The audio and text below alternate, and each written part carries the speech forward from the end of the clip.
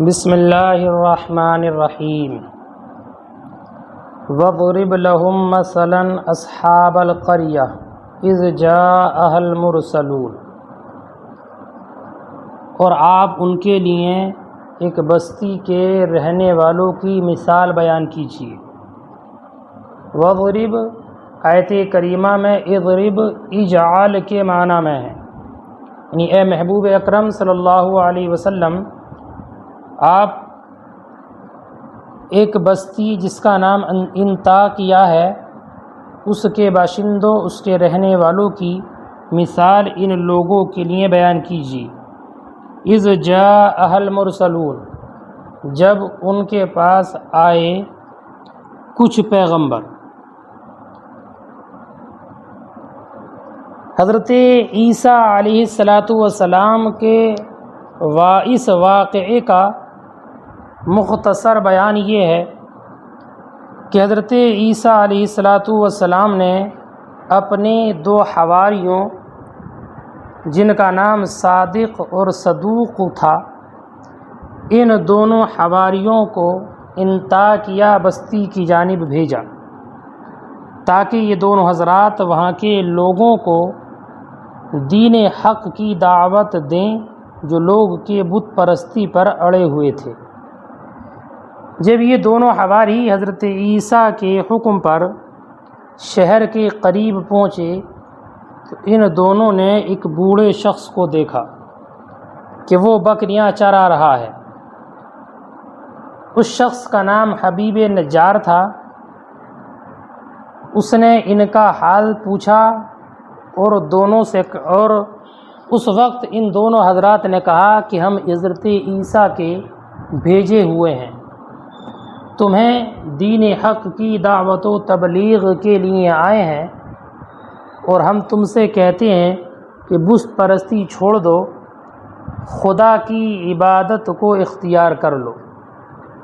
حبیب نجار نے جب ان کی بات کو سنا تو کہا اپنی نشانی بتاؤ۔ تو ان دونوں نے اپنی نشانی بیان کی کہ ہم بیماروں کو اچھا کرتے ہیں، اندھوں کو بینا کر دیتے ہیں، برس والے سے اس کے مرض کو دور کر دیتے ہیں۔ حبیب نجار نے جب یہ بات سنی تو انہوں نے ان کا ایک بیٹا تھا، 2 سال سے بیمار تھا، اس کو بلایا۔ جب اس بیٹے کو بلایا تو انہوں نے اس بیٹے پر ہاتھ پھیرا اور وہ تندرست ہو گیا۔ جب حبیب نجار نے یہ دیکھا کہ ان کے دعا کرنے اور ہاتھ پھیرنے کی بنیاد پر میرا بیٹا جو 2 سال سے بیمار تھا وہ صحیح ہو گیا، تو وہ ان پر ایمان لے آئے، اور اس واقعے کی خبر خوب مشہور ہو گئی، یہاں تک کہ بہت سارے لوگوں نے ان دونوں حضرات کے ہاتھ پر ایمان قبول کیا اور اپنے امراض سے شفا پائی۔ اس خبر کی شہرت بادشاہ کے پاس پہنچی تو بادشاہ نے انہیں بلایا اور ان سے پوچھا کیا ہمارے معبودوں کے سوا بھی کوئی اور معبود ہے؟ اس وقت ان دونوں حواریوں نے کہا ہاں، وہی معبود ہے جس نے تجھے اور تیرے معبودوں کو پیدا کیا۔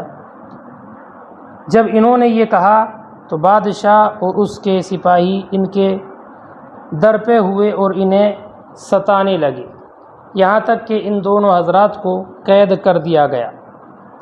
اس کے بعد حضرت عیسیٰ علیہ السلام نے حضرت شمعون کو بھیجا۔ وہ ایک اجنبی انسان کی شکل میں شہر میں داخل ہوئے اور بادشاہ کے قریبی لوگوں سے اپنے رسم و راہ اور تعلقات کو پیدا کیا۔ جب بادشاہ کے قریبی لوگوں سے تعلقات بن گئے تو یہ بادشاہ تک پہنچے، اور بادشاہ کے قریب پہنچنے کے بعد بادشاہ پر اپنا اثر پیدا کیا، اور جب شمعون نے یہ دیکھ لیا کہ بادشاہ اب ان سے خوب مانوس ہو گیا ہے، ان کی بات کو ماننے لگا ہے، سمجھنے لگا ہے، تو ایک دن شمعون نے بادشاہ سے ذکر کیا کہ تم نے جو 2 آدمی قید کیے ہیں کیا ان کی بات سنی ہے؟ وہ کیا کہتے تھے؟ بادشاہ نے کہا نہیں، جب انہوں نے نئے دین کا نام لیا تو مجھے غصہ آیا اور اس غصے میں نے ان کی بات سنے بنا ہی ان کو قید میں ڈال دیا۔ شمعون نے اس وقت کہا اگر آپ کی رائے ہو تو انہیں بلایا جائے، پوچھتے ہیں ان سے کیا کہتے ہیں وہ، ان کا معاملہ کیا ہے۔ بادشاہ کی اجازت پر وہ دونوں حضرات بلائے گئے۔ شمعون نے ان سے پوچھا کہ تمہیں کس نے بھیجا ہے؟ اس وقت ان دونوں حضرات نے جواب دیا، اس اللہ نے جس نے ہر چیز کو پیدا کیا اور ہر جاندار کو روزی دیتا ہے، جس کا کوئی شریک نہیں۔ شمعون نے کہا اس کی کچھ صفات کا بیان کرو، تو انہوں نے کہا اللہ رب العزت کی ذات، اللہ کی صفت یہ ہے کہ وہ جو چاہتا ہے کرتا ہے، جو چاہتا ہے جس کو چاہتا ہے حکم دیتا ہے۔ شمعون نے کہا تمہاری نشانی کیا ہے، تمہاری علامت کیا ہے؟ تو انہوں نے کہا جو بادشاہ چاہے۔ تو بادشاہ نے ایک اندھے لڑکے کو بلایا، انہوں نے اس کے لیے دعا کی تو وہ فوراً صحیح ہو گیا۔ شمعون نے اس وقت میں کہ جب بادشاہ ان کی اس بات کو دیکھ چکا تھا کہ انہوں نے اندھے بچے کو ٹھیک کر دیا، تو بادشاہ سے کہا اب مناسب یہ ہے کہ تم اپنے معبودوں سے یہی بات کہو کہ وہ بھی ایسا کر کے دکھائیں جیسے انہوں نے اس نابینا کو بینا کر دیا ہے، تاکہ تیرے خدا اور ان کی عزت کا ظہور ہو۔ بادشاہ نے شمعون سے کہا دیکھو تم میرے قریبی ہو، تم سے کچھ چھپانے کی بات نہیں ہے۔ ہمارے معبودوں کا حال تو یہ ہے کہ وہ نہ دیکھ سکتے ہیں، نہ سن سکتے ہیں، نہ کچھ کسی کا کام بنا سکتے ہیں، نہ بگاڑ سکتے ہیں۔ پھر بادشاہ نے ان دونوں حواریوں سے کہا اگر تمہارے معبود کو مردے کے زندہ کر دینے کی قدرت ہے تو ہم تم پر ایمان لے آئیں گے۔ انہوں نے کہا ہمارا معبود ہر شے پر قادر ہے۔ بادشاہ کے اشارے پر ایک دیہاتی کے لڑکے کو منگایا گیا جس کو مرے ہوئے 1 ہفتہ گزر چکا تھا اور جسم کافی خراب ہو چکا تھا، اس کے جسم سے بدبو نکل رہی تھی۔ ان حضرات کی دعا سے اللہ تعالیٰ نے اس لڑکے کو زندہ کیا اور وہ اٹھ کھڑا ہوا اور بولا کہ میں مشرک مرا تھا، شرک کی حالت میں دنیا سے گیا تھا، مجھ کو جہنم کی 7 وادیوں میں داخل کیا گیا۔ میں تمہیں یہ بات آگاہ کرتا ہوں کہ جس دین پر تم لوگ ہو یہ دین تمہیں بہت نقصان دینے والا ہے، ایمان لے آؤ۔ اور کہنے لگا کہ آسمان کے دروازے کھلے اور ایک حسین جوان مجھے نظر آیا جو ان تینوں شخصوں کی سفارش کرتا ہے۔ بادشاہ نے کہا 3 کون لوگ ہیں؟ اس نے کہا ایک شمعون اور 2 یہ۔ بادشاہ کو تعجب ہوا کہ جب شمعون نے دیکھا کہ اس کی بات بادشاہ پر اثر کر گئی ہے تو انہوں نے بادشاہ کو نصیحت کی اور بادشاہ ایمان لے آیا، اور اس کی قوم کے کچھ لوگ ایمان لے آئے اور کچھ ایمان نہ لائے۔ جو ایمان نہ لائے وہ عذاب الہی سے ہلاک کر دیے گئے۔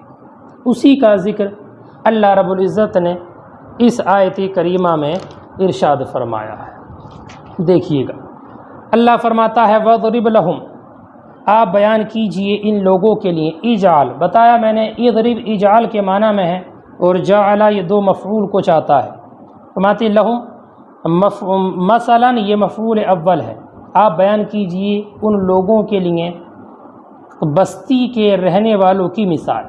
تو مثلا یہ مفعول اول ہے اور اصحاب یہ مفعول ثانی ہے۔ القریہ، قریہ کا نام انطاکیہ ہے۔ اذ جاء المرسلون، جب آئے ان کے پاس کچھ پیغمبر۔ اذ جاء المرسلون یہ مکمل جملہ اصحاب القریہ سے بدل اشتمال ہے۔ اے رسول عیسیٰ، مرسلون سے مراد حضرت عیسیٰ کے قاصد ہیں۔ اذ ارسلنا الیہم، جب بھیجا ہم نے ان کی جانب اثنین 2 کو، فکذبوہما تو ان لوگوں نے ان دونوں کو جھٹلایا۔ یہ اخیر تک مکمل جملہ الی آخرہ بدل من اذ الاولی، پہلے والی اذ سے بدل ہے۔ فعززنا اس میں دو قرات ہیں، تشدید کے ساتھ بھی ہے اور تخفیف کے ساتھ بھی ہے، فعززنا تو ہم نے تقویت دی، قوت بخشی۔ پھر ہم نے تیسرے کے ذریعے طاقت دی، قوینا الاثنین ان دونوں کو مضبوط بنایا، بثالث تیسرے کے ذریعے، فقالوا تو انہوں نے کہا انا الیکم لمرسلون بے شک ہم تمہاری طرف بھیجے گئے ہیں۔ قالوا تو وہ بستی والے بولے ما انتم الا بشر مثلنا تم نہیں ہو مگر ہمارے ہی مثل بشر، وما انزل الرحمن من شیء اور رحمان نے کوئی چیز نازل نہیں کی، ان انتم الا تکذبون تم تو جھوٹے ہو۔ قالوا تو انہوں نے کہا ربنا یعلم انا الیکم لمرسلون بے شک ہمارا رب خوب جانتا ہے کہ ہم تمہاری طرف بھیجے گئے ہیں، ہم تمہاری طرف بھیجے گئے ہیں، وما علینا الا البلاغ المبین اور ہم پر صاف پہنچا دینے کے سوا کوئی ذمہ داری نہیں ہے۔ سنیے یہاں پر لفظ رسول اور مرسل دو لفظوں کا ذکر آتا ہے قرآن میں۔ لفظ رسول اور مرسل قرآن کریم میں عام طور پر اللہ کے نبی اور پیغمبروں کے لیے بولا جاتا ہے۔ اس آیت میں ان کے بھیجنے کو حق تعالی نے اپنی طرف منسوب فرمایا ہے، اذ ارسلنا الیہم اثنین جب ہم نے دو لوگوں کو بھیجا اس بستی کی جانب، تو ان کے بھیجنے کو اللہ تعالی نے اپنی طرف منسوب کیا ہے۔ یہ بات اس سے معلوم ہوتی ہے کہ اس سے مراد انبیاء مرسلین ہی ہیں۔ حضرت ابن اسحاق نے حضرت ابن عباس سے ایک روایت ذکر کی کہ یہ تینوں بزرگ جن کا اس قریہ میں بھیجنے کا ذکر ہے اللہ تعالیٰ کے پیغمبر تھے، یعنی اللہ رب العزت نے اپنا پیغمبر اور نبی بنا کر ہی انہیں اس بستی کی جانب بھیجا تھا۔ اس روایت کے مطابق ان کے نام صادق، صدوق اور شلوم مذکور ہیں۔ البتہ ایک دوسری روایت میں جو تیسرے شخص ہیں ان کا نام شمعون مذکور ہے۔ اور حضرت قتادہ سے یہ منقول ہے کہ یہاں پر لفظ مرسلون اپنے اصطلاحی معنی میں نہیں ہے، اصطلاحی معنی میں جاء المرسلون یہ اصطلاحی معنی میں نہیں ہے، بلکہ مرسل یہاں پر رسل قاصد کے معنی میں ہے۔ اور یہ تینوں بزرگ جو اس قریہ کی طرف بھیجے گئے تھے خود پیغمبر نہیں تھے بلکہ حضرت عیسیٰ علیہ السلام کے حواریین میں سے تھے، انہی کے حکم سے یہ لوگ اس انطاکیہ بستی کی جانب بھیجے گئے تھے۔ اب جب یہ حضرت عیسیٰ کے قاصد تھے تو اللہ رب العزت نے ان کے بھیجنے کی نسبت، ارسال کی نسبت کو اپنی جانب کیوں کیا؟ اس کا جواب یہ ہے کہ حضرت عیسیٰ علیہ السلام چونکہ اللہ کے رسول اور اس کے پیغمبر ہیں، اس لیے حضرت عیسیٰ کا بھیجنا بھی بالواسطہ اللہ تعالیٰ کا بھیجنا ہی ہے۔ اس لیے اس آیت کریمہ میں ارسال کو اللہ تعالیٰ کی طرف منسوب کیا گیا ہے۔ ایک بات اور قابل غور ہے یہاں پر کہ اس جگہ پر فرشتہ ان لوگوں نے، ان حضرات نے جو انطاکیہ بستی کی جانب بھیجے گئے تھے کہا تھا قالوا ربنا یعلم انا الیکم لمرسلون، تو ربنا یہاں پر یہ قسم کی جگہ میں واقع ہے، قسم کی جگہ میں، اور انا الیکم لمرسلون اس کو کئی تاکیدوں کے ساتھ انہوں نے ذکر فرمایا ہے۔ اس میں 4 تاکیدات کا ذکر کیا۔ پہلی یہ کہ قسم کا ذکر ہے، دوسری تاکید لام کے ذریعے ذکر کی لمرسلون، اور تیسری تاکید انا کے ذریعے ذکر کی، اور چوتھی تاکید جملہ اسمیہ کے ذریعے ذکر کی۔ تو یہ کئی تاکید کے ذریعے اس قول کا ذکر کرنا اس بنیاد پر تھا کہ اس سے ما قبل میں جو انکار کیا تھا اس میں بھی تاکیدات کا ذکر تھا، تو زیادتی یہ انکار کی بنیاد پر ان حضرات نے اپنے اس قول میں بھی تاکید کا ذکر کیا۔ دیکھیے گا ذرا ترجمہ۔ قالوا تو ان لوگوں نے کہا ما انتم الا بشر مثلنا تم نہیں ہو مگر ہم جیسے ہی بشر، وما انزل الرحمن من شیء اور رحمان نے کوئی چیز نازل نہیں کی، ان انتم الا تکذبون، تم تو جھوٹ ہی بول رہے ہو۔ تو چونکہ یہاں پر انہوں نے تاکید کے ساتھ یہ کہا تھا کہ تم جھوٹ بولتے ہو، قالو، تو ان حضرات نے کہا ربنا یعلم، ہمارا رب جانتا ہے، جار مجر القسم، یہ قسم کی جگہ میں ہے، وزیدہ تاکید بھی، اور اس کے ذریعے اور لام کے ذریعے، لمرسلون میں جو لام ہے اس لام کے ذریعے تاکید میں زیادتی کی گئی اس کے ماقبل پر، لزیادت الانکار، زیادتی انکار کی وجہ سے، فی تاکید کی گئی فی انا الیکم لمرسلون، انا الیکم لمرسلون میں، وما علینا الا البلاغ المبین، اور نہیں ہم پر مگر صاف پہنچا دینا، التبلیغ، تبلیغ کرنا، بین ظاہر، بالادلۃ الواضحہ، واضح دلیلوں سے، وہی ابراء الاکمہ، اور وہ اندھوں کو ٹھیک کر دینا ہے، برس والے مریض کو صحیح کرنا ہے، تو احیاء الاموات، میت اور مردوں کو زندہ کرنا ہے۔ قالو، تو ان لوگوں نے کہا انا تطیرنا بکم، انہوں نے کہا ہمیں تم سے نحوست پہنچی ہے، انا تطیرنا تشاءمنا بکم لانقطاع المطر عنا بسببکم، ہم سے تمہاری وجہ سے، بارش کے منقطع ہونے کی وجہ سے، لئن میں لام قسم کے لیے ہے، لم تنتہو، اگر تم باز نہ آئے، لنرجمنکم بالحجارہ، تو ہم ضرور تمہیں سنگسار کر دیں گے، وَلَيَمَسَّنَّكُم مِّنَّا، اور ضرور تم پاؤ گے ہماری جانب سے عذاب علیم، دردناک عذاب مولم۔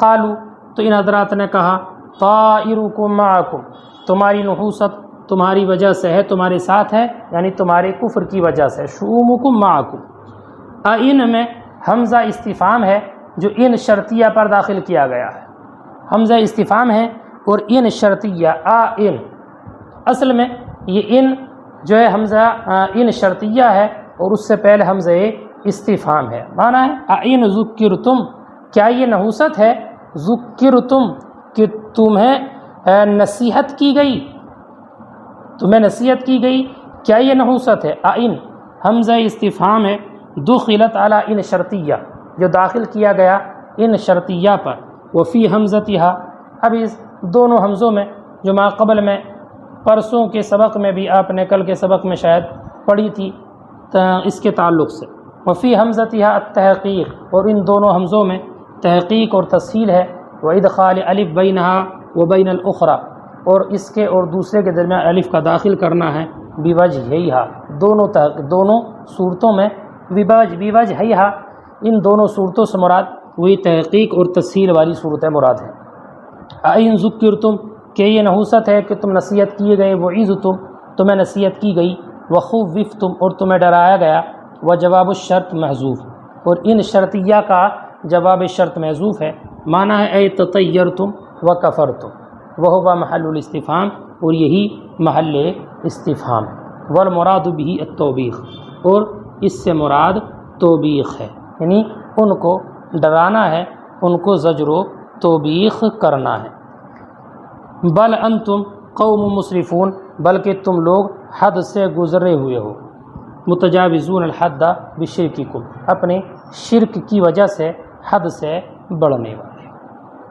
عزیز طلبہ، آپ حضرات اس کو بغور سنیں اور سمجھنے کی کوشش کریں اور کتاب سے ملانے کی بھی کوشش کریں، اس کے باوجود بھی اگر کسی جگہ کوئی دقت، کوئی پریشانی آتی ہے یا کوئی بات سمجھ میں نہیں آتی تو آپ براہ راست میرے پرسنل نمبر پر مجھ سے رابطہ کر سکتے ہیں۔